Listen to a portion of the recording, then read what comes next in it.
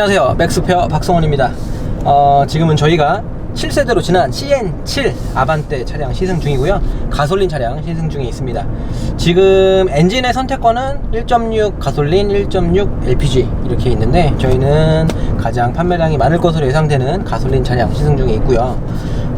사실 기존에 저희가 한 1년쯤 전인가 그 K3에서 지금 여기에 장착된 파워트레인과 동일한 파워트레인에 대한 소개를 한번 해드린 적이 있긴 있습니다. 아시겠지만 지금 현재 아반떼 차량에는 1.6 그 가솔린 엔진이 MPI 방식입니다. 기존에는 직분사 방식을 사용을 했었고요. 직분사 오래 썼죠. 처음에 감마 엔진 나오고 나서 그때는 MPI였는데, 이제 나중에 그 직분사가 채용이 되면서 한 140마력까지 끌어올려서 뭐 아반떼 MD나 AD까지 쭉 사용이 됐었고요. 그러다가 아반떼 AD의 끝물 삼각대 있죠. 삼각대에서는 이제 지금 현재 파워트레인이 채용이 됐고요. 그리고 지금 CN7에까지 그대로 적용이 되어 있습니다. MPI 방식으로 바뀐 거는 저는 개인적으로 뭐 크게 뭐 의미가 있다고 생각하지는 않고요. 기술적으로만 보면 그 GDI를 적용했을 때 얻을 수 있는 이점이 상당히 많습니다. 그 실린더 내부 온도를 좀 낮출 수가 있어서 이 압축비를 더 높일 수가 있고요. 압축비를 높인 만큼 효율은 더 좋아지면서 연비와 출력을 동시에 끌어올릴 수 있다는 아주 큰 장점을 가지고 있고, 무엇보다 이 정석으로 주행했을 때 아마 40대 50대까지 아주 극히박 연소가 가능해서 정속 주행할 때 GDI는 아주 많은 연료를 세이브할 수 있는 장점을 지니고 있기는 합니다.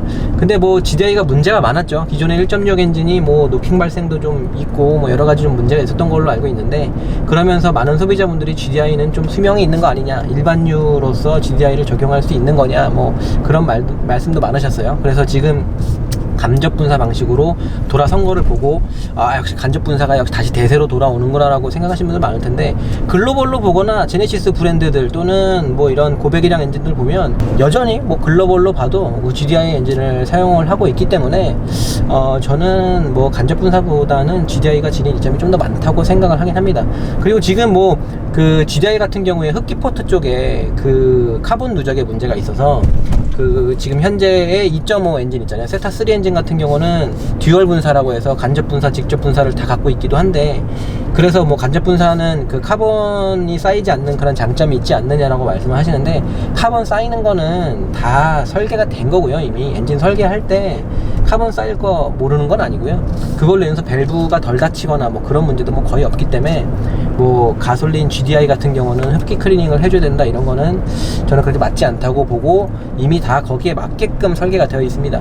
지금 이 1.6 엔진은요, 당연히 자연흡기 가솔린 엔진이기 때문에 123마력을 나타내고 있고요. 예전에 감마 엔진 처음 나왔을 때가 뭐 한 121마력인가 그렇기 때문에, 최초의 그 아반떼 HD 감마 엔진 1.6 처음 나왔을 때하고 거의 마력이 같아지긴 했습니다. 근데 뭐 타면서 1.6 옛날에 GDI 140마력 대비해서 한 20마력 정도가 부족하다는 게 몸으로 느껴지질 않기 때문에 별 문제가 되진 않는 것 같고요. 그리고 뭐 그냥 저속 주행했을 때, 이렇게 통상적으로 노멀하게 주행했을 때는 상당히 부드러운 맛을 보여주는 엔진입니다. 그리고 기존에 갖고 있던 고회전에서 아주 거칠고 엔진이 터질 것 같은 느낌도 그대로 품고 있는데요. 한번 보여드리면, 이런 사운드들 지금 6천 원절이거든요.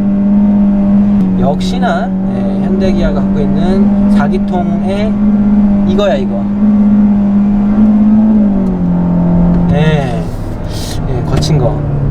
편안하게 운전하는 데는 뭐 크게 지장은 없는데, 악셀을 조금 깊이 밟아보면 좀 터크가 부족한 게 많이 느껴져서 출력이 좀 부족한 거는 좀 아쉽긴 합니다. 어쩔 수 없는 부분인 것 같고요. 그리고 엔진의 특징을 조금 더 살펴보면 CVVT 들어 있습니다. 요즘에 뭐 대부분의 엔진에 들어 있는 건데요.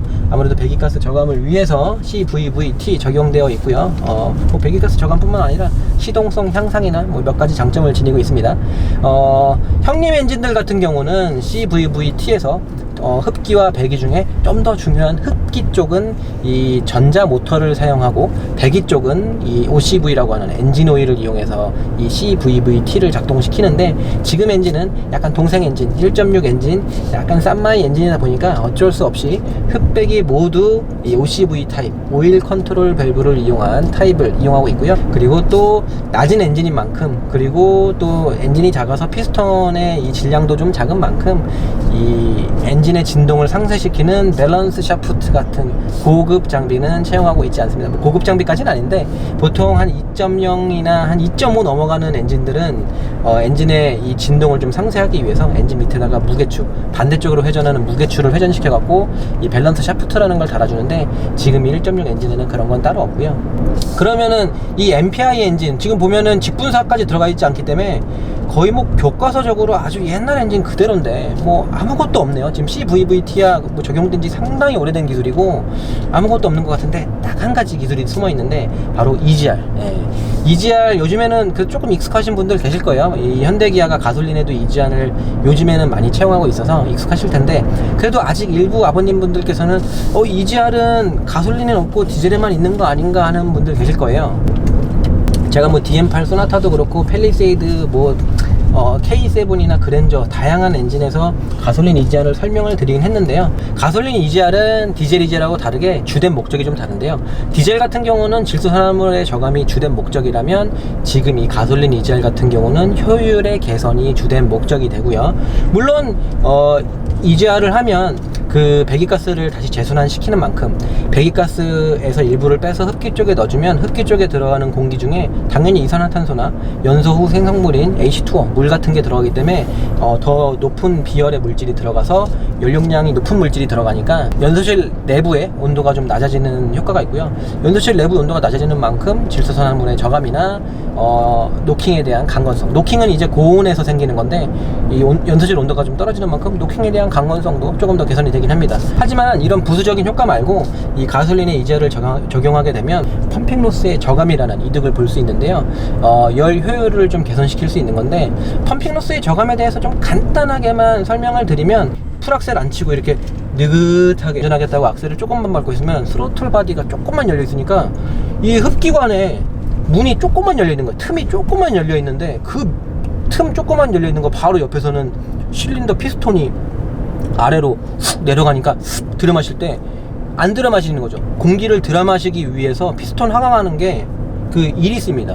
그래서 피스톤이 하강할 때 이 공기를 들여마시는 것 자체가 일로서 작용하기 때문에 저희가 이걸 로스라고 하고요, 이걸 펌핑 로스라고 표현하는데, EGR을 적용하게 되면 이 배기가스 중에 일부를 다시 흡기로 들여보내기 때문에 흡기 내에 산소 농도가 줄어들고요, 더 원활한 연소를 위해서는 이 밸브를 조금 더 열어서 공기를 조금 더 원활하게 들어올 수 있게 해주는 효과가 있기 때문에 이 가솔린 EGR을 적용하게 되면은 펌핑 로스의 저감이라는 아주 좋은 그런 효과가 있습니다.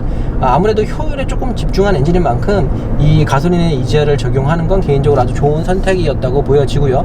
엔진 반응성도 한번 볼게요. 악셀을 밟으면 그냥 평범한 정도의 가솔린 엔진으로서 아주 평범한 정도를 보여줘서 이 정도면 그냥 빠르다고 보는 게 맞는 것 같습니다. 오히려 이 형님 엔진인 2.5 세타 엔진 같은 경우는 좀 이거보단 좀 더 답답했는데, 비록 힘은 123마력 밖에 안 나오는 저출력의 1.6 자연흡기 가솔린이지만 엔진의 반응성은 이 정도면 합격점 충분히 줄 수 있을 것 같고요. 그러면 엔진에 이어서 바로 셰시 파트 한번 넘어가 보겠습니다. 첫 번째 셰시 파트는 바로 변속기인데요. 제가 이 변속기 설명을 드릴 때 K3에서 변속기 설명만 1시간을 넘게 드리고 리뷰에서도 정말 변속기 얘기만 너무해서 댓글로 욕을 정말 바가지로 먹었습니다. 하지만 어쩔 수 없었어요. 너무너무 만족스러운 변속기였는데, 제가 원하는 변속기, 그리고 변속기의 본질이 무엇인지를 정말 뼛속까지 보여주는 게 바로 이 무단 변속기고요. 보통 무단 변속기라고 하면 아주 힘이 약한 차에만 쓰이고 운전 재미는 없고 약간 하이브리드 엔진, 애킨슨 엔진처럼 좀 스포티한 맛 떨어지고 좀 재미없고 웬 무단 변속기야 뭐 이런 느낌적인 느낌이거든요, 보통은. 근데 제가 저번에 한 1년 전쯤에 K3 이 무단 변속기 똑같은 거 채용된 걸 타면서 정말 뒤통수 10대 맞았고요. 그냥 변속기라는 게 어떻게 움직이고 운전자 말을 어떻게 잘 들어야 되는지를 명확하게 보여주는 게 바로 이 무단 변속기라고 생각이 됩니다. 세세한 부분은 다 말씀을 드릴 텐데, 일단 변속기 별점 5개 만점에 7개 드립니다. 그냥 플러스 알파 줘도 충분하고요. 더욱이 이 차 가격과 이 차의 급과 성격을 봤을 때 별 7개가 아니라 10개 줘도 아깝지 않은 변속기입니다. 정말 재미 이끌어내는데 문제 없고요. 운전자가 시키는 거 다 하고요. 그 와중에 효율은 오지게 좋고요. 아니 GDI에서 MPI로 바뀌었으면 효율은 떨어질 수밖에 없습니다. 근데 떨어진 효율을 다 이끌어낸 거는 이 무단 변속기가 다 한 거거든요. 무단 변속기는 이 적은 출력의 차량을 최대한 경쾌하게 움직이게끔 도와주고 운전 재미를 그나마 이끄는데 도와주고 엔진에선 연비를 까먹었는데 변속기가 그 까먹은 연비 이상으로 다시 보상을 해줘서 기존 대비 연비는 좀 더 올랐고요. 정말 이 차에서 열일하는 거는 변속기라고 말씀드릴 수 있고요. 제가 정말 사랑하는 무단 변속기입니다. 예, 기존의 무단 변속기의 그런 거를 완전히 잊게 해주고요. 이 변속기는 실제 토크 컨버터나 이 DCT처럼 단이 없거든요. 단이 없는데도 불구하고 단이 있는 것처럼 흉내를 되게 잘 내요. 그래서 악셀을 밟으면 보통 무단 변속기는 그 타입이 두 가지거든요. 하나는 이렇게 밟으면 하고 RPM은 가만히 있으면 속도가 쭉 올라가는 뭐 닛산의 알티마나 그런 걸 채용하고 있는데, 지금 이 아반떼에 채용된 이 무단 변속기는 RPM을 보면 단수 바꾸듯이 웅웅 해서 RPM이 움직입니다. 실제 단수 바꾸듯이 움직이고요. 그리고 지금 매뉴얼 모드에 놓게 되면 이렇게 매뉴얼 모드 사용이 가능한데, 매뉴얼 모드를 8단까지 구현을 해놨고요. 맘만 먹으면 얼마든지 정말 무한대에 가까울 정도로 단수를 구현을 할 수도 있긴 있는데, 뭐 그렇게 하는 건 의미가 없고요. 지금 현재 차량 같은 경우는 8단으로 나눠놨는데 8단 정도로 분할해 놓은 거 정말 좋은 세팅이라고 생각이 되고요. RPM이 이질감이 없어서 타보면 그냥 일반 토크 컨버터와 차이가 전혀 없습니다. 예, 일반적으로 운행하는 거 전후진 해보면요, 일반 토크 컨버터랑 100% 똑같고요. 일반 토크 컨버터는 좀 얼빵하고 좀 이 기어 내리라고 하면 되게 소극적이고 이런 거 좀 짜증나거든요. 근데 RPM 한번 찍어주세요. 지금 보시면 다운, 업, 다운, 업 엄청 빠르죠. 업, 다운, 다운 두 개 뭐 다 바로 말 듣고요. 다운, 업, 두 개 바로 말 듣고요. 다운, 다운. 뭐 시키는 거 다 합니다. 이 변속 속도도 상당히 빠르고, 다운 두 개를 치건 플러스를 두 개를 치건 다 말을 듣고요.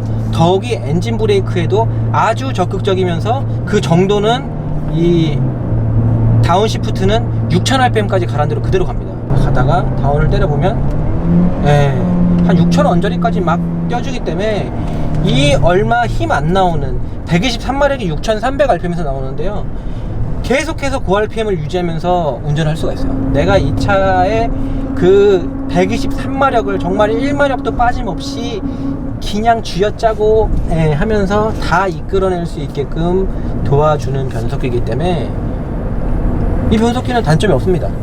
시키는 걸 다 합니다. 그 와중에 효율이 매우 좋습니다. 효율 좋고 이질감 없고 전후진 뭐 문제 없고요. 변속 딜레이, DCT에 있는 변속 딜레이 없고요. 반클러치 그런 게 없습니다. 이 차는 토크 컨버터가 들어가 있어요. 일반 토크 컨버터가 들어가 있는 그런 변속기인 와중에 무단 변속기이기 때문에 정말 100점 만점에 100점 그대로 줘도 아깝지 않은, 저는 정말 사랑하는 변속기고, 그리고 그 와중에 또 이 변속기가 미친 게 뭐냐면 스톨 스타트 있잖아요. D모드에 넣고 출발할 때 그냥 때려 밟는 거 말고 악셀하고 브레이크 둘 다 밟으면 RPM 뜬 다음에 브레이크 뗀 다음에 출발하는 거 있잖아요. 그게 돼요.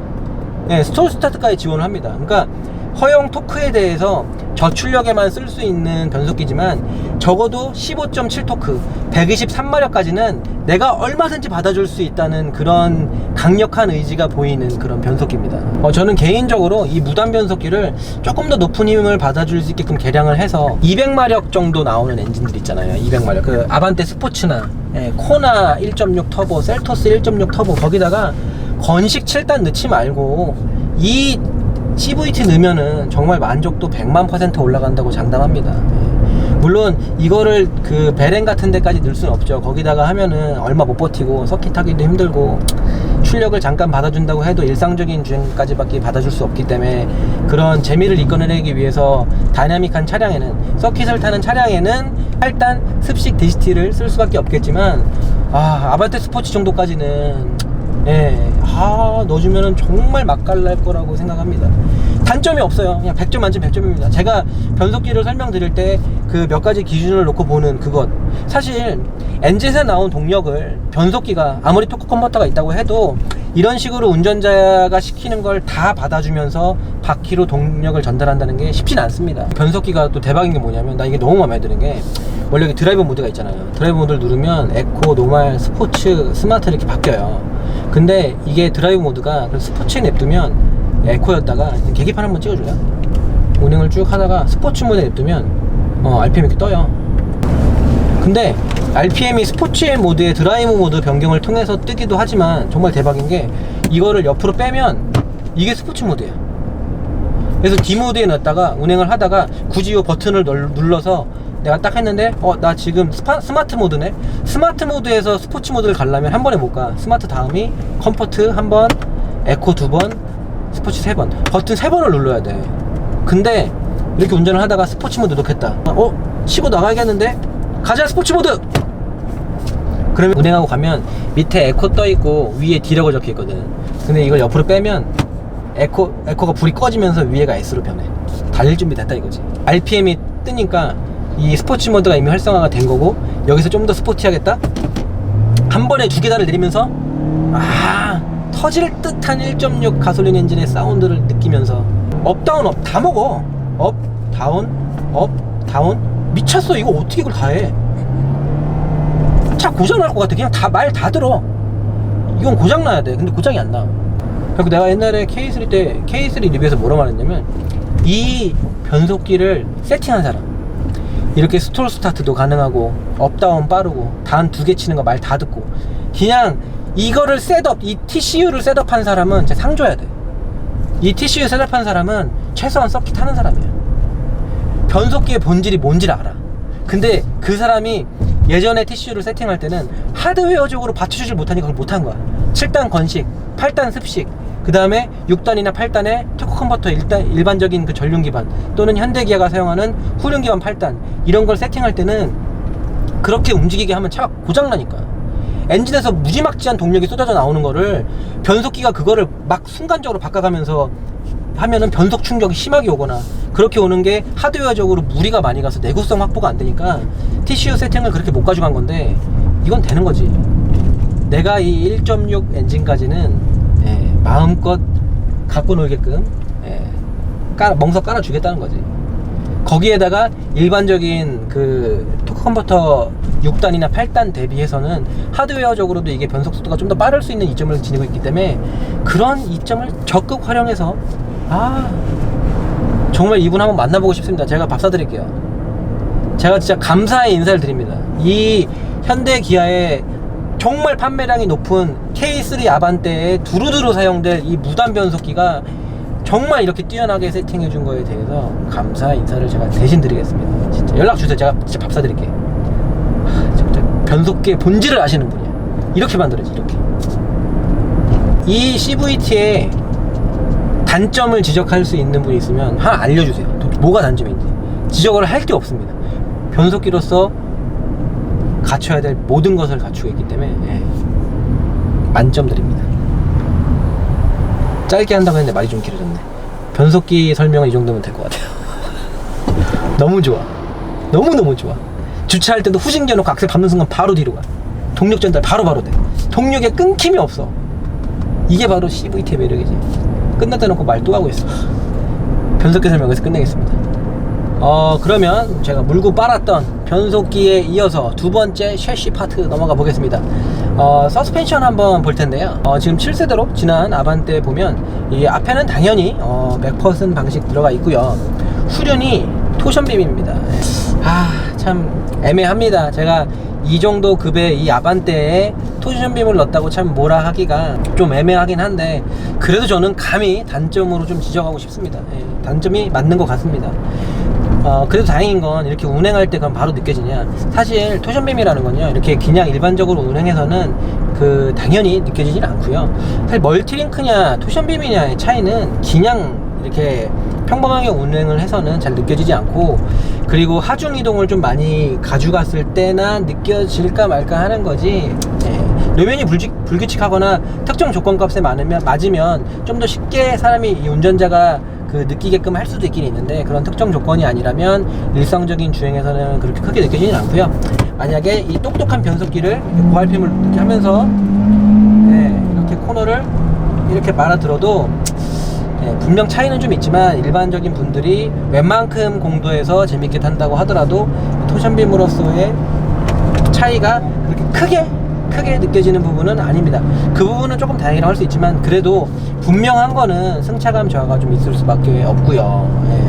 토션빔이 좌우가 연결되어 있어요. 좌우가 연결돼서 노면이 안 좋아하고 한쪽 바퀴가 만약에 덜커덕 내려갈 일이 있으면 반대쪽 바퀴가 움직입니다. 이 멀티링크 같은 경우는 아예 따로 분리가 돼 있어서 왼쪽 바퀴가 뽑히든 말든 따로 상관이 없는데 이 토션빔은 좌우가 빔으로 연결되어 있는 타입이다 보니까 어쩔 수 없이 한쪽 바퀴의 움직임이 반대쪽 바퀴에도 영향을 줄 수밖에 없고요.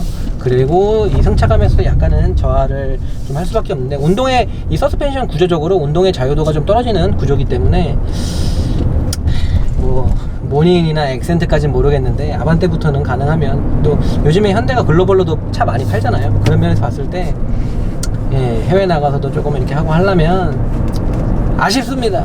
꼭 아반떼 스포츠나 이 벨로스터 N이나 이런 일반 벨로스터 이런 차량들 말고 이런 대중적인 아반떼에도 멀티링크 좀 넣어줬으면 후륜 쪽에. 하지만 대부분의 이 차량을 구매하시는 대부분의 운전자분들은 이 토션빔의 이 차이를 느껴질 정도의 조건으로 운전을 하지 않으시기 때문에 괜찮긴 하겠지만, 그래도 우리가 뭐 G90은 그 토션빔과 이 멀티링크의 차이가 느껴지게 운전을 해서 그걸 넣어주는 건 아니잖아요. 얌전히 운전하더라도 이게 패밀리카로서 좀 더 선색이 없으려면 후륜에 그래도 아쉽습니다. 그리고 가장 중요한 건 사실 이 서스펜션을 딱 느꼈을 때 댐퍼의 압이 가장 중요한 거라고 보여집니다. 패밀리카인 만큼 얼만큼 말랑하고 얼만큼 단단하냐가 중요한데, 예전에 아반떼 스포츠 있죠. 아반떼 스포츠는 튜익스 킷을 넣지 않아도 돌덩이였고요. 튜익스를 넣으면 더 딱딱해지고요. 그리고 벨로스터 같은 경우는 벨로스터 N이 아니어도 벨로스터 1.4 터보와 1.6 터보 모두 아주 딱딱한 서스펜션을 채용하고 있습니다. 마치 미니 같은데요. 미니가 꼭 미니 S나 미니 JCW가 아니더라도 기본형 미니도 핸들이 되게 무겁고 되게 딱딱한 성향을 지향하고 있는데, 지금 이 아반떼 같은 경우는 정말 다행인 게 제가 좀 좋아하는 타입의 서스펜션이에요. 약간 딱딱하지도 않고 무르지도 않고 어느 조율을 좀 잘 한 것 같아서 이 정도면 저는 좋은 점수 주고 싶고요. 물론 저의 개인적인 취향은 이거보다 조금만 더 딱딱했으면 좋았을 거라는 생각이 드는데, 이 정도 셋업이면 정말 마음에 듭니다. 그리고 차선 하나 안에서 이렇게 돌려보면 차선 하나 안에서도 이 롤이 그렇게 많지는 않습니다. 이 정도 움직임 좋아요. 그리고 지금 현재 아반떼 고속주행 안정감도 뭐 예전에 AD도 그렇고요. 뭐 그렇게 나쁘진 않습니다. 그리고 이전에 AD부터 이미 완성도가 저는 개인적으로 좀 마음에 들었거든요. 6세대였던 아반떼 AD의 그 기본형도 상당히 마음에 들었고, 아반떼 스포츠의 완성도도 상당히 마음에 들었었는데, 지금 7세대로 지나면서 사실 그 운동 성능적인 어떤 그 다이나믹 쪽에 이 동력학적인 어떤 개선이 크다고 보여지진 않는데, 이 정도면 사실 뭐 변화가 없다, 개선이 없다라기보다는 이전에도 충분히 좀 괜찮은 차였기 때문에 이 정도면은 저는 서스펜션 셋업이나 어떤 고속주행 안정감 다 괜찮은 합격 점수 줄 수 있을 것 같고요.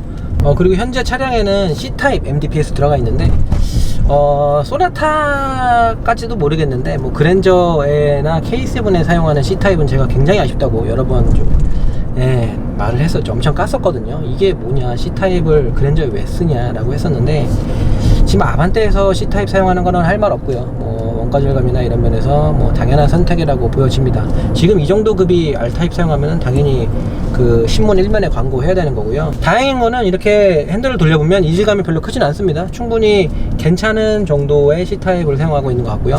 핸들링 피드백도 서스펜션 셋업이 너무 무르면 R타입을 사용하더라도 핸들링 피드백이 잘 오지 않으면서 너무 말랑말랑하고 너무 구르미를 하는 것 같이 이게 좀 도로와 이 핸들이 좀 단절된 것 같아서 답답한 느낌이 들 때가 있는데, 지금의 이 C타입은 비록 C타입이라고 할지라도 핸들을 이렇게 돌려보면 피드백이나 이런 면에서 별로 아쉽지 않아서 핸들링 또한 괜찮은 점수를 줄 수 있을 것 같습니다. 이 뭐 아반떼니까요. 이게 스포츠카도 아니고 차량 가격과 차의 성격, 컨셉을 봤을 때 이 정도 C타입 세팅이면 괜찮은 점수 충분히 줄 수 있습니다. 그리고 셰시 파트 계속 한번 이어가 볼까요? 브레이크 파트 한번 넘어가 보겠습니다. 요 셰시 쪽에서 서스펜션만큼이나 중요한 게 브레이크라고 저는 생각이 되는데, 지금 저속 영역에서 한 100km 언더에서는 괜찮아요. 100km 이하에서 발생한 돌발 상황에 대해서는 아주 잘 대처를 해주기 때문에 이 정도면 당연히 원피스톤 브레이크 들어가 있는데요. 브레이크 그 캘리퍼 쪽에 피스톤 직경이 60mm가 안 돼서 57mm, 7mm 정도 이 정도 돼서 그렇게 큰 캘리퍼가 아님에도 불구하고 이 정도 차체, 지금 차 중량이 1200km인데 이 정도 차체를 정지하기에는 괜찮은 성능 보여주는 것 같아서 그거는 마음에 드는 것 같고요. 무엇보다 지금 저희가 시승 중인 이 아반떼가 체중이 상당히 적어요. 이 현대기아가 그 소나타 정도까지, 그랜저 정도까지도 공차 중량 면에서는 정말 잘 해내고 있는데 지금 저희가 타고 있는 이 차량이 1205kg인가 그렇습니다. 저희는 휠이 15인치 휠이라서 15인치 1200kg밖에 안 되기 때문에 1200kg면 정말 가볍죠. 소나타도 1500이 안 되고 그랜저가 한 1600 정도 찍으니까 사실 G70 2.0 애들이 1600이 넘는 걸 보면 지금 이 차하고 G70하고 세워놓으면 외관이나 이런 거 큰 차이 없잖아요, 차가. 근데 지금 이게 G70보다 400kg가 가벼운 거예요, 400kg. 고속에서의 브레이킹도 한번 볼게요. 100kg가 넘을 때 100 넘었거든요. 풀브레이킹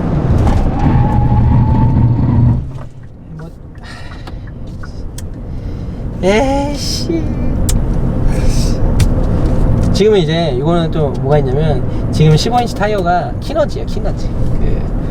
연비에 치중한 타이어인데 연비에 치중한 타이어가 이 좀 저항을 없애면서 접지력이 조금은 떨어지거든요, 일반 사계절 대비. 근데 좀 아쉽네. 브레이크가 고속으로 가면 여지없이. 근데 이 차 성격을 놓고 봤을 때 성격이 어딨어. 그래도 브레이크는 고속에서도 좋아야지. 근데 제가 여러 번 말씀드리는데요, 현대기아의 브레이크 캘리퍼에서 나오는 제동력의 문제라기보다는 타이어도 물론 한몫할 겁니다. 타이어도 되게 중요하죠. 타이어가 가장 중요한 부분이긴 한데 사실 지금 제가 하나 팁을 드리면 이 정도 셋업의 그 1.6 123마력밖에 안 되는 아반떼라고 하더라도 여기다가 썸머 타이어 끼면은 정말 많이 변해요. 제일 첫 번째 변하는 게 노면 소음 좀 올라오긴 하지만 핸들 딱 돌리면 돌리는 순간 달라요. 이 핸들 피드백이 타이어 접지가 좋아지면 굉장히 좀 날카롭게 변하고요. 많은 부분이 개선이 됩니다. 그래서 이 핸들링이나 코너링 퍼포먼스도 당연히 좋아지지만 이 제동력에서도 차이가 있기 때문에 달리는 거 조금 좋아하시는 분들은 여기다가 썸머 타이어, 지금 휠 인치도 다 작거든요. 보통 이 아반떼는 커봐야 17인치고 16인치도 이렇게 있기 때문에 옵션 좀 빼갖고 담백하게 사서 이 차량 수동도 선택되는 거 아시죠? 수동 해갖고 썸머 타이어 끼면 정말 재밌게 탈 수 있는 차량이라고 생각이 되고요. 비록 토션빔이지만 중량이 1200밖에 안 돼서 근데 저는 조금은 아쉽습니다. 지금 브레이크가 타이어에서 좀 놓는 경향이 있어서 브레이크 시스템보다는 타이어의 영향도 좀 있는데 뭐가 됐건 이게 지금 출고된 상태니까 팩트는 팩트죠. 출고된 상태로 봤을 때 딱 테스트를 해보면 타이어의 영향으로 제동에서 다소 아쉬움이 느껴진다는 게 저의 의견이고요. 코너링 퍼포먼스가 좀 괜찮습니다. 아반떼인 걸 감안해보면 타이어가 사계절인 걸 감안해도 코너링을 공략했을 때 코너링 퍼포먼스 자체가 6대4 무게배분 밖에 안 되는 차량인데도 불구하고 괜찮아요, 생각보다. 아무래도 이 중량이 깡패라고 1200kg 밖에 안 되면 웬만큼 똥망으로 만들어도 좀 부담이 없거든요. 차를 던지는데, 코너에 던지는데 부담이 없는데 역시 현대가 요 정도 급을 가장 잘하는 것 같긴 해요. 요 정도랑 소나타급까지가 가장 잘 해내는 것 같아서. 왜냐면 이 정도 급에서는 그 어느 정도 이상 영역에서의 핸들링 타강이나 이런 걸 아쉽다고 말하기가 쉽지 않거든요. 어차피 실용 영역을 넘어서는 부분까지 언급해가면서 욕을 하면은 제가 욕을 먹잖아요. 이게 무슨 아반떼인데. 근데 그렇기 때문에 현대가 그래서 그런지 이 급을 잘 잘하는 것 같아요. 지금 타보면 계기판 시인성이 좀 독특하죠. 저는 사실 시인성이 좋다고 말하기보다는 나쁜 건 아닌데요. 이거보다는 일반적인 방법이 좀 더 시인성이 좋은 것 같기는 한데 너무 이쁘죠.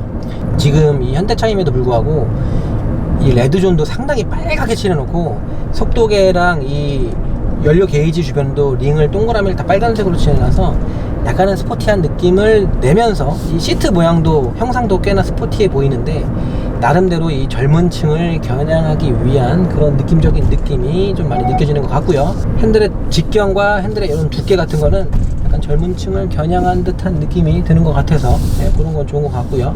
그리고 사실 아반떼급에서 또 하나 체크해야 될 부분이 뭐냐면 이 핸들이 위아래로 움직이거든요. 틸트가 되는데 당기는 게 돼요. 이게 안 되는 급이 있어요. 낮은 급에는 가끔씩 원가 절감할 때 위아래만 움직이게 하는 경우가 있거든요. 근데 그 운전자한테 맞게 조절하려면 체형이 크고 작으신 분들에 따라서 이거 뽑히기도 해야 되는데 여기까지 조절이 다 된다는 거, 아반떼급에서는 또 중요한 그 확인 사항 중에 하나죠. 그 다음에 얼마 전에 저희가 그랜저 때 요거 있잖아요, 공조기.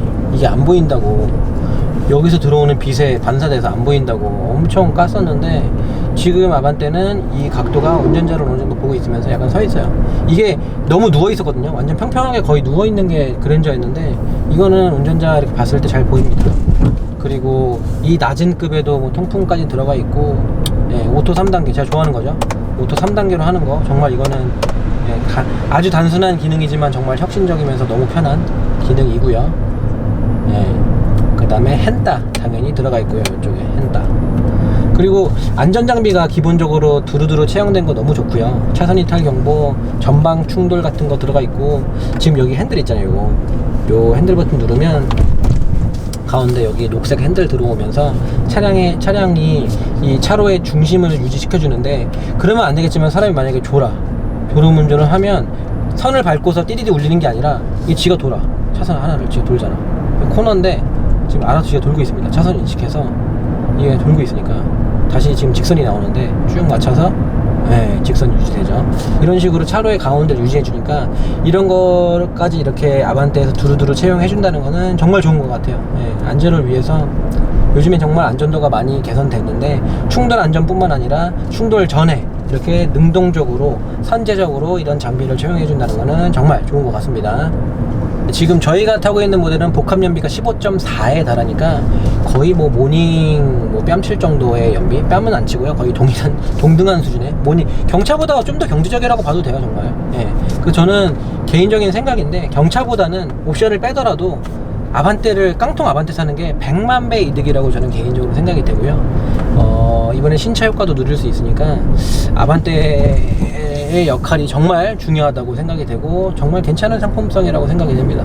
그리고 지금 요 창문 조작하는 이런 데는 좀 플라스틱이 많이 쓰여서 약간 싼마이 느낌이 나는데, 이건 뭐 어쩔 수 없는 건데요. 이게 운전석이 내리는 거는 오토예요. 근데 올리는 게 오토가 안 돼요. 올리는 게 잡고 있어야 돼. 그래서 아무리 그 낮은 급의 아반떼지만 요런 거까지 원가 절감을 하는 건 좀 아쉽습니다. 그래도 운전석은 그냥 넣어주시는 게 좀 좋을 것 같은데 아쉽네요. 그리고 이 아반떼급에서는 하부 소음이나 풍절음 같은 것도 좀 중요할 수가 있는데, 아무래도 차 급이 있는 만큼 하부로 이렇게 좀 노면이 좋지 않은 데를 가면 돌멩이 튀는 소리는 여타의 다른 형님들 차량보다는 좀 많이 들어오는 편이고요. 어쩔 수 없죠. 하부 마감이나 이런 게, 트렁크만 보더라도 그 부직포 매트만 드러내면 바로 철판 나와버리니까 마감 같은 게 조금 부족할 수밖에 없고요.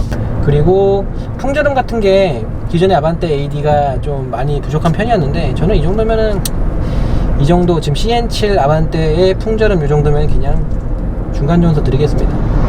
요 정도 아반떼급에서 요 정도 풍절음, 지금 저희가 한 시속 100 정도로는 이렇게 주행을 하면서 리뷰를 하고 대화를 하고 하는데 큰 지장이 없기 때문에, 뭐 거슬리는 바람 소리가 많이 들어오진 않기 때문에 이 정도면 그냥 중간 점수 드리는 게 맞는 것 같습니다. 그리고 세타3 때도 말씀을 드렸는데요, 지금 이 1.6 엔진도 좀 독특한 게 엔진오일 점도가 0W20을 사용하고 있습니다. 일반 카센터 가셔서 그냥 엔진오일 갈아주세요 하면 5W30 그냥 갖다 꽂는 경우 많거든요. 표준 점도가 보통은 그냥 다들 5W30을 많이 쓰세요. 근데 지금 엔진은 0W20으로 세팅이 된 만큼 뭐 5W30을 넣는다고 해서 전혀 문제는 없습니다만, 가능하면 매뉴얼대로 0W20 넣어주시는 게 좋을 것 같고요. 그리고 기존에 이 토크 컨버터 방식의 이 변속기들은 변속기 오일이 무교환 무점검인 경우가 많잖아요. 근데 이제 DCT가 들어가면은 무교환 무점검은 아니고, 이제 특정 뭐 한 6마리든 8마리든 점검 또는 교환을 해줘야 되는데, 지금 이 CVT 궁금하실 텐데 무교환 무점검 맞고요. 이 변속기 오일도 따로 뭐 교환해줄 필요는 없으니까 신경 안 쓰셔도 되고, 아주 가혹 조건일 때만 한 10만 킬로 정도 됐을 때 교환을 해주니까 이 변속기 오일은 신경 안 쓰셔도 된다는 거는 알고 계시면 좋을 것 같습니다. 그리고 제가 메인터넌스 설명을 드린 김에 조금 더 설명을 드리면, 이 점화 플러그도 사실 가솔린 같은 경우 거의 교체할 일 없거든요. 지금 매뉴얼상으로 이 가솔린 엔진이 점화 플러그 교체가 16만이에요. 그러니까 16만이기 때문에 사실상 별로 교체할 일은 없는데, 지금 판매되고 있는 LPG 있죠. 지금 1.6 LPG도 판매하고 있는데, 이 LPI 같은 경우는 그 6만마다 교체로 되어 있기 때문에 LPI 타시는 분들은 그냥 막 타지 마시고 6만마다 이 점화 플러그 교체해 주셔야 된다는 거 알고 계시면 좋을 것 같습니다. 7세대로 진화한 풀체인지된 CN7 아반떼 보고 계시고요. 디자인 정말 많이 변했죠. 좀 과한 것 같습니다. 삼각대만큼은 아니지만 조금 뾰족뾰족하게 많은 부분들을 좀 각지게 했어요. 실제로 이런 선들만 그런 게 아니라 이런 범퍼도 그렇고 저쪽 사이드 미러, 아웃사이드 미러도 그렇고 보면은 뾰족한 부분이 좀 많아서 삼각대의 그런 좀 못생김을 조금 이어받은 것 같긴 한데, 그래도 훨씬 세련돼진 것 같아서 K3 때도 그랬지만 이 다양한 안전 장비가 이 아반떼까지 기본 채용되면서 이 아반떼에도 여기에 이 레이더, 전방 레이더가 기본으로 다 들어가게 되고요. 전방 레이더 위치가 이쪽이니까 차가 아무리 똥물을 뒤집었어도 여기는 좀 닦아주시는 게 운행에 도움이 되실 것 같고요. 그리고 차로 이탈 보조도 다 들어가 있는데요. 차로 이탈 보조 카메라는 이쪽에 들어 있습니다. 그래서 이쪽 앞유리와 저쪽 레이더는 기본적으로 좀 청결을 유지해 주시는 게 좋을 것 같고요. 그럼 바로 엔진룸 한번 살펴보도록 하겠습니다.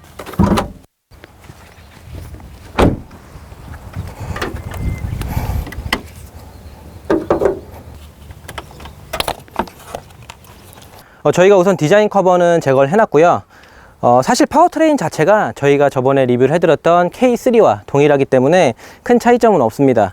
지금 엔진은 기존에 사용하던 그 직분사를 버리고 1.6 MPI 간접 분사 방식으로 변했고요.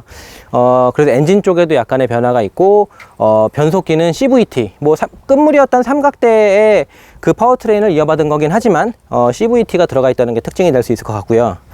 약간 고급 사양의 가솔린 엔진들은 흡기축에 CVVT가 그 전기 모터로 되고 배기축만 이 오일로 제어가 되는데, 아무래도 좀 낮은 버전의 엔진이다 보니까 흡배기 모두 CVVT가 오일로, OCV 타입, 엔진 오일로 작동을 하게끔 되어 있고요. 그 다음에 위쪽에 점화 플러그 4개 예쁘게 보이고요. 이쪽에 연료 레일 보이고 있고요. 별다른 특징은 없는 것 같습니다. 지금 이게 헤드 커버고 이게 헤드고요. 그 밑으로가 실린더 블럭이 있고, 여기에 발전기 있고, 발전기 밑으로 에어컨 컴프 있고요. 그 다음에 그 K3 때도 그랬던 것 같은데 냉각수가 이쪽에 위치해서 이 냉각수가 얼마나 남았는지 보기 힘들어요. 지금 저희 같은 경우는 로우보단 좀 위에 있는데 확인이 힘듭니다. 이쪽 옆에서 봐야 돼서 냉각수 용량 보기가 힘들어서 냉각수 이쪽에 따로 빼놓는 게 확인하기가 훨씬 좋을 것 같은데, 안 그래도 고객님들께서 이 엔진룸을 되게 안 열어보시거든요. 이쪽에 있는 게 좋을 것 같은데, 기본적으로 확인해주면 좋은 냉각수가 이쪽에 있다는 건 좀 안 좋은 것 같고요. 그리고 차 급에 맞게끔 꼬챙이 또 차 급에 맞는 것 같고요. 그 다음에 또 칭찬해 줄 만한 게 뭐냐면, 요즘에 소나타도 그렇고 그랜저도 그렇고 도트4의 그 브레이크 액을 사용하는데, 지금 이 아반떼까지도 도트4를 사용하고 있다는 거. 이제 앞으로는 현대기아 전 차종이 도트4를 기본으로 사용할 것 같습니다. 도트3는 아니고. 그리고 이쪽에 스로틀 바디 이쪽에 보이고 있고요. 전자식 스로틀 바디 있습니다. 스로틀 바디가 연결된 곳에는 바로 에어 클리너 위치하고 있고요. 옆으로는 엔진 컨트롤 모듈이라고 불리는 ECU 같은 게 여기에 있습니다. 그리고 퓨즈 박스 있고요. 그리고 좀 특이한 게 이쪽에 노란색 선으로 된 게 보이는데, 제가 정확한 건 아닌데 아마도 이런 게 에어백 그 센서일 거예요. 에어백 센서. 그래서 지금 요 노란색으로 되어 있는 거는 보통 에어백 관련된 선이라서, 이쪽에도 있네요. 에어백 관련된 배선들은 뭐 자가 정비를 별로 이렇게 추천드리진 않지만 조심하셔야 됩니다. 이런 색깔의 선이나 하이브리드 같은 경우는 주황색 선, 고압 배선도 있고요. 그래서 그런 거 사용할 때 좀 조심하셔야 되고요. 그다음에 이쪽에 지금 하이드롤릭 모듈 보이고 있고요. 하이드롤릭 모듈은 이쪽 브레이크 마스터 실린더에서 2개가 나가죠. 2개가 나와서 2개가 이쪽에, 요 2개가 입력이고요. 요 4개는 각 4개 바퀴로 출력이고요.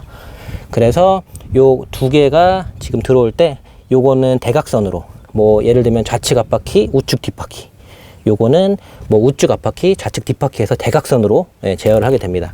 뭐 정비성이 편한 거는 더할 나위 없죠. 엔진도 조그만한데 정비성은 아주 편할 것 같아요. 그러면 계속해서 실내로 넘어가 보겠습니다.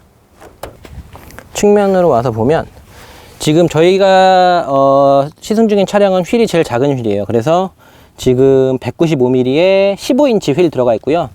차체 크기랑 중량, 차의 출력 같은 걸 생각했을 때 이 정도면은 저는 차라리 작고 경쾌한 휠이 좋아서, 어차피 자연흡기로 120마력 밖에 나오지 않기 때문에 15인치 휠이 그나마 가장 경쾌할 것 같고요. 위로 올라가면 16인치, 17인까지 있긴 합니다. 그리고 15인치 휠을 장착하면 복합 연비가 15km가 넘기 때문에 저는 15인치 휠이 뭐 나쁘다고 생각하진 않고요. 차 급에 맞는 것 같아요. 그리고 옆으로 넘어와서 실내 한번 보면 문짝부터 한번 볼까요? 트위터일 텐데, 고음을 담당하는 트위터. 옵션을 넣으면 이쪽에 메모리 시트 버튼까지 들어가고요. 위에는 비록 플라스틱이지만 팔이 닿는 곳에는 약간 그 인조 가죽 같은 우레탄 같은 거 넣어놨고요. 여기도 지금 말랑말랑 하고요. 여기도 플라스틱이 이쪽에 좀 들어가 있긴 한데, 그래도 플라스틱이 약간 고무 느낌 나는, 그래서 손에 닿는 곳은 최대한 그 플라스틱을 덜 사용하려고 한 게 보이고요.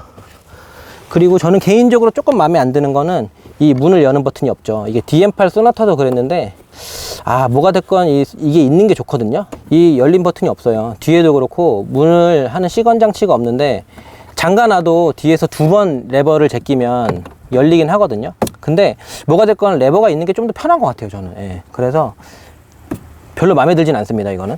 그리고 지금 스티어링 휠이랑 뭐 실내 디자인 완전히 변했죠. 이쪽에는 아수라다 같은 특이한 모양의 디자인이 되어 있는데, 이건 아무 기능이 없고요. 나중에 뭐 아반떼 스포츠 같은 게 들어가면 여기에 왠지 그 뭐 랩타임을 재거나 그런 디지털 장치가 들어가지 않을까 하는 게 저의 개인적인 생각인데, 지금 현재는 아무 역할도 하지 않습니다. 그냥 있는 거고요. 아무것도 아니에요. 그리고 이쪽에 전조등 조사각 조절하는 거 있는데, 전조등 조사각은 본인 기호대로 하는 게 아니라 승차 인원이나 트렁크 적재 상태에 따라서 조절하게 되어 있습니다. 그리고 아무래도 요 차선 이탈 경보는 기본 적용된 만큼 이쪽에 다 들어가게 되고요. 이쪽에는 VDC 버튼, 그 다음에 송풍구 디자인 같은 거 정말 잘 되는 것 같습니다. 그리고 DM8 소나타, 그리고 그 형님인 그랜저까지 이어받고 있는 요런 스타일의 이 다기능 스위치, 약간 용반지 느낌 나는 그런 건데, 우리 아버님들한테 어울릴 법한 그런 것 같지만 여기에도 적용이 되어 있고요. 스티어링 휠의 두께랑 크기는 조금 작아서 약간 젊은 친구들의 입맛에 맞게끔 세팅된 것 같고요. 시동 한번 걸어보면 스타트 버튼 이렇게 생겼고요. 시동을 걸면 무슨 아반떼 스포츠나 아반떼 N 같은 느낌이 들 정도의 계기판을 보여주고 있습니다. 뻘건 게 들어가서 굉장히 스포티한 느낌을 보여주고 있고요. 냉각수는 디지털로 되어 있지만 가장 자주 쓰는 그 연료 게이지는 이쪽에 아날로그로 되어 있어서 보기 너무 편하고요. 보통 계기판이라고 하면 좌측 우측으로 타코미터랑 속도계 나눠져 있고, 그 가운데 트릭 컴퓨터가 있는데, 지금 같은 경우는 우측에 트릭 컴퓨터를 옮겨놔서 이런 식으로 트릭 컴퓨터를 확인하게 되고요. 이쁜 것 같아요. 젊은 친구들 겨냥해서. 그리고 오른쪽에 넘어오면은 바로 그대로 커다란 내비게이션 유닛이 하고 있어서 위로 솟아 있으면서 이렇게 이어지는 내비게이션이 운전자를 보고 있는 게 완전히 운전자 중심의 그런 느낌의 센터패시하기 때문에 너무 좋은 것 같습니다. 송풍구 디자인도 이쪽에서 쭉 이어지는 그런 느낌이 그랜저랑 좀 유사한데 훨씬 젊은 느낌이고 정말 이쁜 것 같아요. 내비게이션과 송풍구 디자인, 그 다음에 공조 시스템까지 많은 부분들이 정말 예쁘게, 젊은 친구들 많이 좋아할 것 같습니다. 그리고 옵션을 넣으면은 전자 파킹까지 들어가는데, 지금 저희 차량은 옵션이 없어서 이런 게 들어가 있고요. 그리고 기어 레버는 이런 식으로 조작이 되고요. 이쪽에 수납 공간이 있고요. 그리고 충전 포트 하나 마련되어 있고요. 그 다음 컵홀더는 컵을 지지할 수 있는 게 없어요. 이거는 좀 생각이 없는 거 아닌가 하는 생각이 좀 듭니다. 그리고 이쪽 위에가 날카로워요. 마감이 여기가. 제가 이렇게 잠깐만 누르고 있으면 보이시죠? 손가락 이렇게 자국 난 거. 여긴 안 그래. 여긴 아무리 눌러도 여기 이음새는 손으로 힘줘서 이렇게 긁어도 괜찮은데, 이 앞쪽은 조립 품질이 좀 안 좋은지 위에가 좀 이렇게 나와 있어서 조금만 힘을 주면 이렇게 자국이 날 정도로 좀 위험할 것 같아요. 손 그렇게 해서 피날 수 있을 것 같은데, 이거. 그 다음에 이 시트가, 이 버킷이 나름 잡아줍니다. 그리고 이 시트의 모양 있죠? 요거. 전체적인 스티치나 여기 올라와 있는 거, 버킷 올라온 거, 그 다음에 등받이에 이런 모양들이 약간 스포티한 맛을 내도록 되어 있어서 젊은 친구들 입맛에 정말 잘 맞게 시트를 만들어 놓은 것 같습니다. 그리고 이쪽에 에어백 나와 있는 만큼 여기에서 사이드 에어백 나오고요. 에어백은 총 6개가 달려 있는데 뭐 운전석, 조수석, 그 다음에 이쪽 앞좌석에 사이드 에어백 2개, 그 다음에 커튼 에어백 2개에서 6개 나와 있고요. 좀 안타까운 거는 이 헤드레스트가 앞뒤로 움직이진 않아요. 이게 위아래는 움직이는데 앞뒤로 조절이 안 돼서, 이거 DM8 소나타도 그랬는데 이건 너무 좀 너무 심한 것 같습니다. 이거는 뭐 아반떼 오너는 후방 충돌 당하면 목뼈 부러지라는 것도 아니고, 요게 안 들어간 거는 원가 절감으로서 너무 아쉬운 것 같고요. 그리고 룸미러는 이런 식으로 깔끔하게 제가 좋아하는 요즘의 타입. 요즘에 하이패스나 블루링크 같은 걸 옵션을 넣게 되면 다 위쪽으로 들어갑니다. 위쪽에. 그런 건 좋은 것 같고요. 그리고 지금 여기에는 뭐 따로 불이 들어오진 않습니다. 지금 차량은 이쪽에만 불이 들어오는 그런 타입이라서. 그리고 차에 급이 있는 만큼 이쪽에는 당연히 A필러는 플라스틱 소재 사용했고요. 그리고 여기는 우레탄, 그리고 여기도 우레탄, 그리고 여기는 생 플라스틱, 여기도 생 플라스틱, 그리고 여기는 플라스틱인데 약간 고급진 플라스틱, 그리고 여기는 피아노 블랙 사용하면서 다시 매트 타입, 뭐 이렇게 이어져서. 그리고 낮은 급의 아반떼인데도 운전석에는 통풍이 들어갑니다. 옵션을 넣으면 조수석까지 들어가긴 하고요. 지금 아반떼에 통풍이 들어간다는 게 참 격세지감입니다. 세상이 많이 변했네요. 그리고 또 저 너무 아쉬운 게, 컵홀더만큼 아쉬운 게 하나가 뭐냐면, 지금 이 글로우박스 열면 어떻게 되냐면, 보여요? 이거 열면 그냥 이게 뭐야? 보통 이게 천천히 내려올 수 있는 장치가 저쪽에 연결이 되어 있거든요. 근데 저쪽에 없어. 아반떼라고 이게 그냥 열리게 돼 있어. 그냥 이거 좀 너무한 것 같아요. 지금 여기도 전부 다 플라스틱인데 뭐 그거야 차 급이 있으니까 문제되는 건 아니고요. 오히려 이런데 우레탄 소재를 넣어준 것만 해도 감사한 건 맞는 건데, 이거 뭐 글로우박스 이렇게 열리게 하는 건 좀 너무한 것 같고요. 그리고 지금 이쪽 B필러 쪽도 다 플라스틱으로 되어 있고요. 근데 시트는 진짜 이쁘다. 약간 스포티한 느낌 든다, 시트는. 그리고 이쪽에 수납 공간을 열면 자그마하게 수납 공간이 있고요. 당연히 옆면은 차 급이 있는 만큼 어쩔 수 없이 플라스틱으로 되어 있고, 바닥에만 부직포가 조금 깔려 있습니다.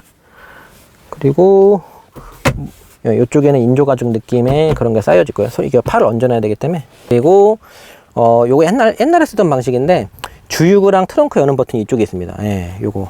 요즘은 전자식으로 요쪽에 마련하는 경우가 좀 많은데, 아니면 요쪽에 마련을 하거나. 근데 옛날 방식 그대로. 요게 되게 싼마이 방식인데 문제가 되진 않습니다. 급이 아반떼이기 때문에. 요즘에 아반떼에 다양한 안전장비를 기본 채용해 주는 것만으로도 저는 참 좋다고 생각이 되고요. 뒷좌석 한번 넘어가 볼까요? 뒷좌석. 역시 아반떼라고 하지만 레그룸 정말 충분하고요. 뭐 이 정도면 패밀리카로서도 전혀 손색이 없는 것 같고요. 그리고 아이소픽스는 이쪽에 플라스틱 커버 있는 건 아니고, 이쪽에 손 넣으면 만져지는 타입으로 되어 있고요. 그리고 암레스트는 없네요. 팔 없는 암레스트는 없어요.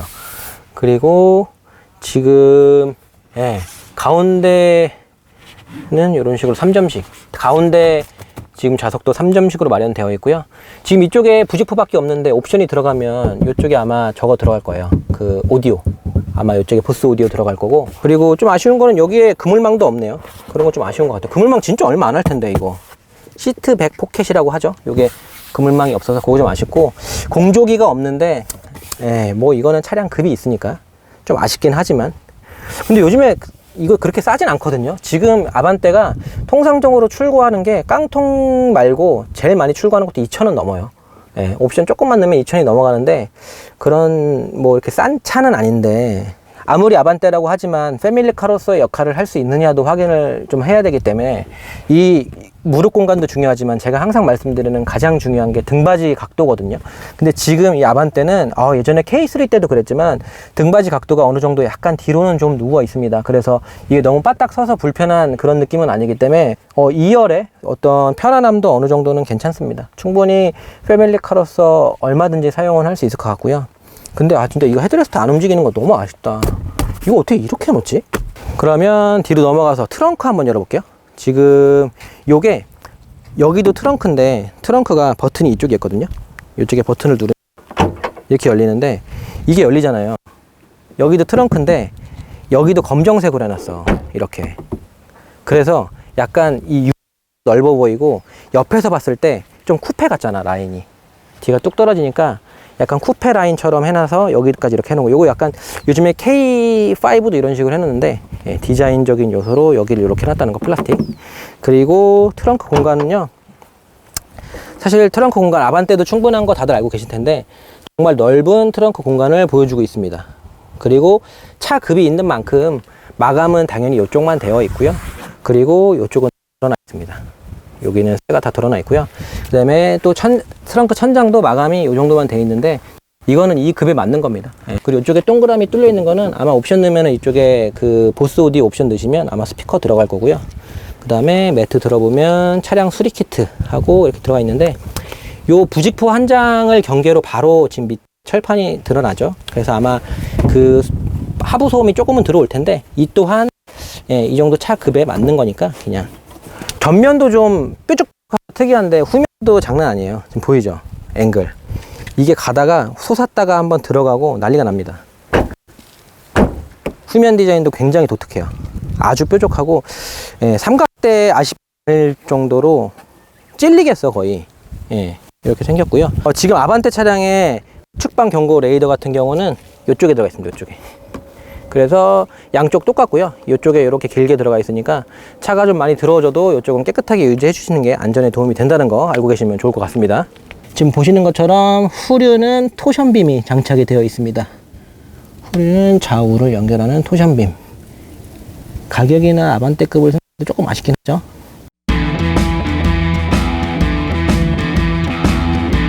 네, 저희가 7세대로 지난 CN7 아반떼 가솔린 차량 한번 쭉 타봤는데요. 역시나 제가 예전에 K3 때 시승했던 대로 변속기, 이 무단 변속기가 정말 너무너무 마음에 들었습니다. 삼각 아반떼부터 뭐 어차피 뭐 MPI로 바뀌긴 했었지만 뭐 크게 보면은 GDI에서 이렇게 MPI로 돌아온 이 자연흡기 엔진은 별반 차이는 없는 것 같습니다. 그냥 일반적으로 저희가 뭐 GDI가 됐건 이 MPI가 됐건 뭐 고회전 약간 거친 거, 그 다음에 저RPM에서는 자연흡기 엔진인 만큼 힘이 조금 부족한 거, 그런 거는 다 동일해서 엔진의 어떤 이 소비자가 느낄 만한 차이는 별로 없는 것 같고요. 하지만 아주 뛰어난 변속기가 만족도도 키우지만 연비도 잘 끌어내고 해서 저는 이 효율과 재미를 모두 잡은 이 변속기에 정말 만점을 주고 싶고요. 그리고 서스펜션은 뭐 자칫 말랑하지 않을까 걱정을 했었는데 역시나 기존에 탔던 어떤 그 K3처럼 이 단단함과 어떤 컴포트 사이에서 어느 정도 잘 조율을 한 것 같아서 이 정도 셋업이면은 충분히 합격점 줄 수 있을 것 같습니다. 다만 조금 아쉬운 거는 아무리 차 급이 아반떼급이라고 하더라도 후륜 쪽에 이 토션빔 들어간 거는 조금 아쉬움인 건 어쩔 수는 없고요. 우리나라와 현대를 대표하는 모델이라고 할 수 있는 아반떼 차량인데요. 저에게도 아반떼 추억이 있듯 지금 새롭게 7세대로 지난 이 아반떼 차량 또한 우리 많은 한국 젊은 친구들에게 새로운 추억을 만들어 줄 거라고 기대가 됩니다. 몇 가지 단점을 좀 지적드리긴 했는데 그런 좀 소소한 단점을 제외하면 역시 완성도 높고 역시 상품성 높은 아반떼가 아닌가 하는 생각이 들고요. 그러면 저의 20대 초반 시절의 추억을 새록새록 떠오르게 해줬던 이번 재밌었던 아반떼 시승 여기서 마치도록 하겠습니다. 감사합니다.